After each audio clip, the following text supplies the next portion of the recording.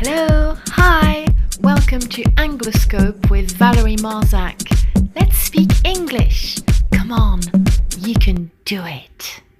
Hello there, bonjour et bienvenue à cette nouvelle vidéo en français qui fait partie de notre série consacrée à la prononciation et l'expression en anglais. Vous trouverez également une version anglaise sur le même sujet que je vous conseille de visionner après la version française si votre langue maternelle est le français. N'oubliez pas que si vous avez une question, vous pouvez me la poser dans les commentaires tout en bas de la page sur YouTube. Vous pouvez également me contacter sur mon site web à l'adresse www.angloscope.com. Pour ceux qui nous rejoindraient juste, pour comprendre la manière dont fonctionne ce cours, je vous suggère de visionner la première vidéo. First, the answer to our small challenge. Et oui, nous avions dans la troisième vidéo l'expression « Excuse my French ». Qu'est-ce qu'elle veut bien signifier cette expression? Eh bien, dans le langage courant maintenant, elle signifie en gros « si vous me passez l'expression » ou « pardonnez mon langage ». Mais je vous donne quand même l'origine de cette expression. Elle provient du 19e siècle, lorsque la bourgeoisie, la haute bourgeoisie anglaise, utilisait des mots français qu'ils ne prononçaient pas forcément bien. Ils disaient donc à la fin, ou après avoir prononcé le mot français, « Excuse my French », dans le cas où il était mal prononcé. De nos jours, par contre, excuse my French ou pardon my French est utilisé lorsqu'on dit quelque chose, on va dire, de plutôt vulgaire ou du moins de pas très approprié. Ce qui voudrait signifier au passage que les Français ont tendance à ne pas être très corrects. À voir.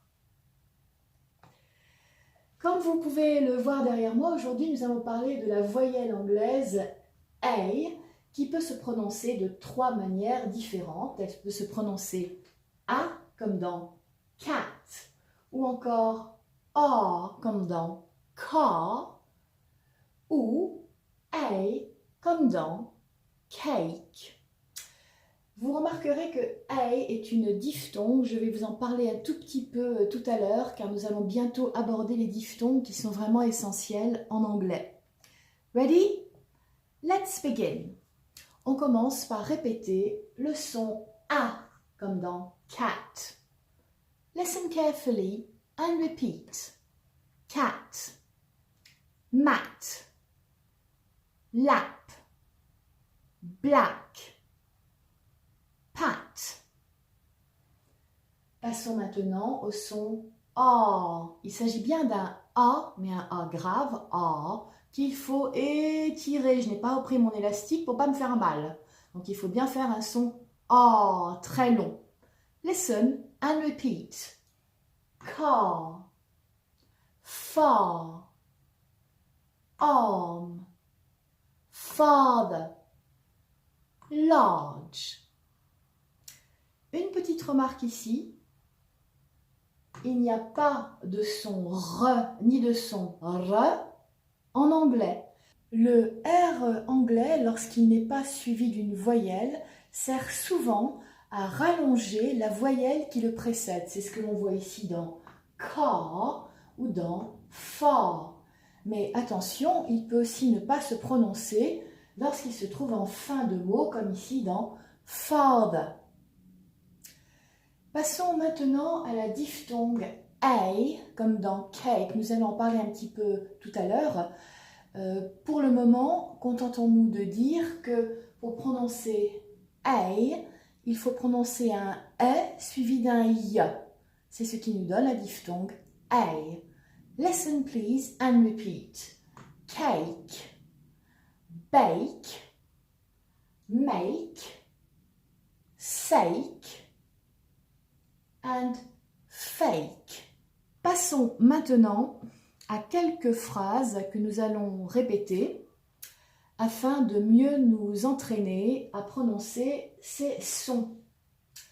Tout d'abord, donc, le son A. Listen carefully and repeat. The black cat is on his lap. And petit peu plus vite. The black cat is on his lap.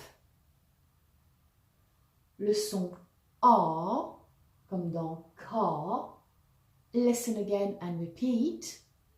My father bought a very large car.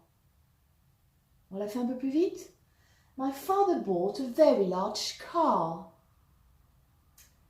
Et notre diphtongue A, listen and repeat again.